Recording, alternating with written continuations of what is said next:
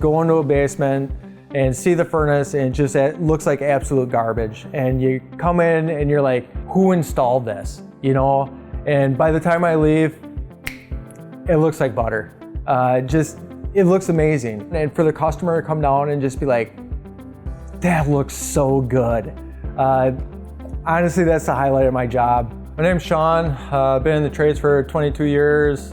Been with Cardinal for 12 years. And my position is HVAC install. I've worked with a couple different companies before, and by far Cardinal is hands down the best company I've ever worked for. It's a big company, and usually family-orientated companies don't grow like this, which we have, and still great people. Every morning I show up, someone says, hey, how you doing? Everyone is happy to be here. Even if you're having a bad day, somebody's gonna make you laugh.